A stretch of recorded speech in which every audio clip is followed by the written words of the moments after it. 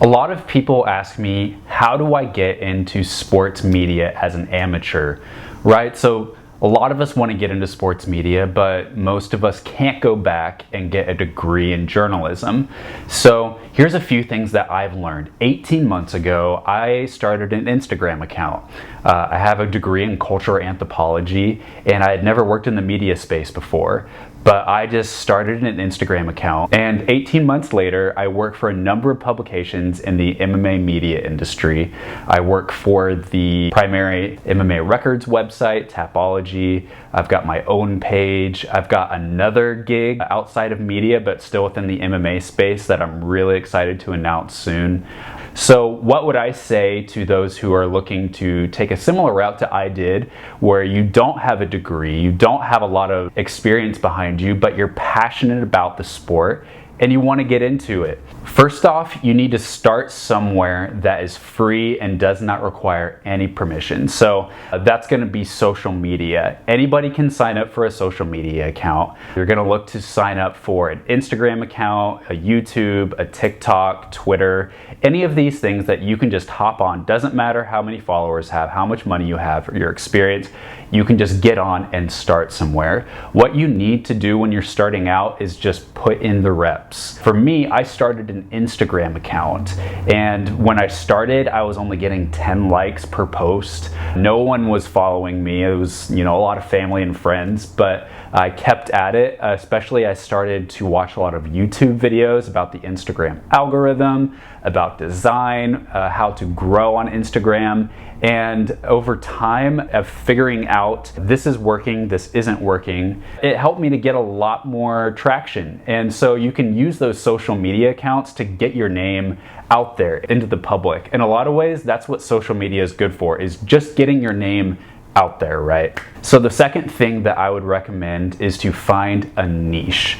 Now I know that's a pretty common sense of advice, to find a niche, but if you're having trouble thinking of a niche for you, just think about your sport and think about how you like to enjoy that sport, right? So do you get into a certain kind of stats for the sport? Do you get into certain kinds of athletes? Do you like watching sports from a certain kind of country or part of the world?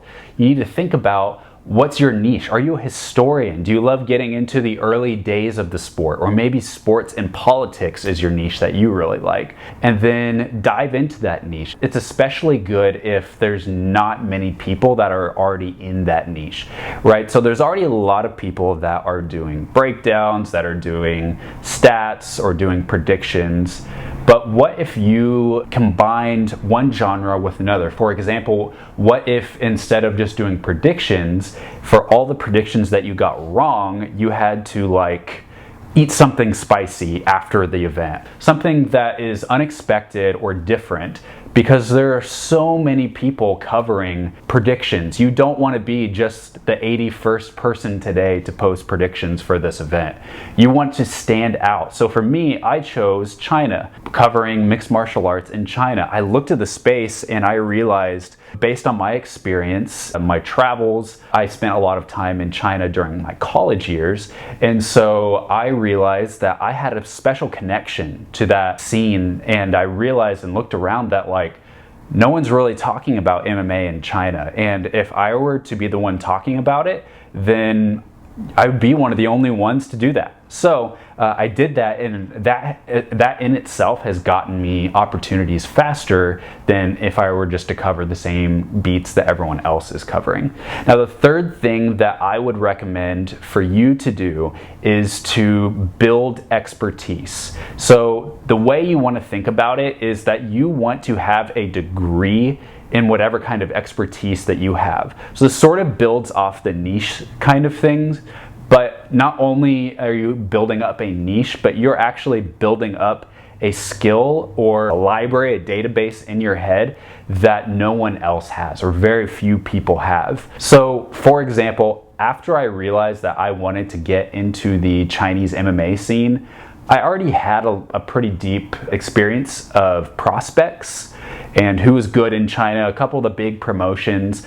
But I wanted my expertise to go a lot deeper than that. I really wanted to sort of become a living encyclopedia of Chinese MMA knowledge. So I set a goal to go through every single Chinese MMA promotion and watch all of their fights, or as many as that I could find on the internet.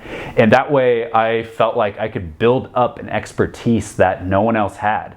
And if someone else were to get into that niche, it would take them a long time to get that kind of expertise. So not only are you getting a degree in that field, but you're continuing to build on that knowledge, right? So I'm not anywhere close to finishing my goal of watching all those Chinese fights. And even when I do, there's still going to be a lot more for me to learn.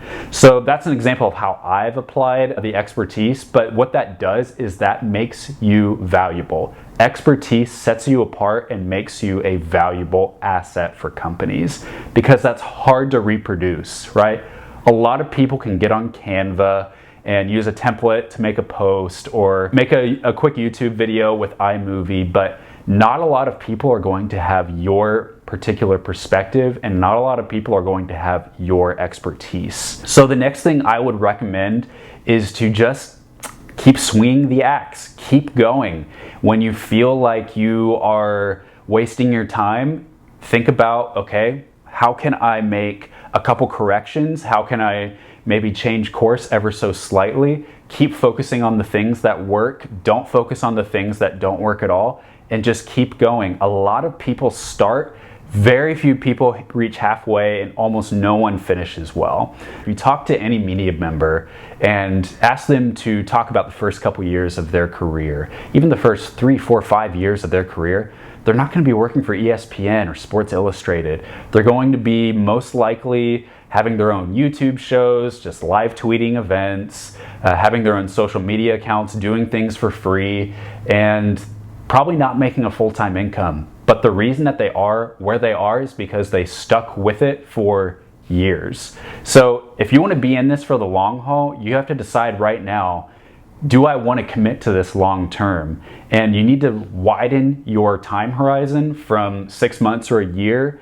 to 3 years, 5 years, 10 years. Think about where you want to be in 5 to 10 years, not just in a few months or even by the end of the week. So don't get discouraged when posts or videos don't do well. Don't be discouraged when you don't get hired. Just keep going and keep building your expertise, commit to your niche.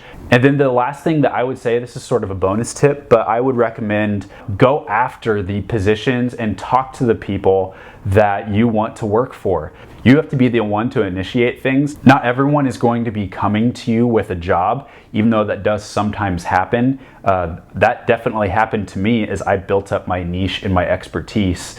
But it was like 6 months after I was in the MMA media industry, I messaged some of the guys at the UFC Performance Institute in Shanghai and said, I think you guys need a social media manager. I think you guys could benefit a lot from my skills and from my expertise, and here's what I could provide for you. Do you think that there is something for me? And they didn't offer me a job, but they at least responded, and they really appreciated me reaching out. They said, you know, there's nothing available right now, but at least, you know, I got in their mind. Some of them even followed me and are still following my work. So just take a risk. Message those people to say, hey, I think you need me.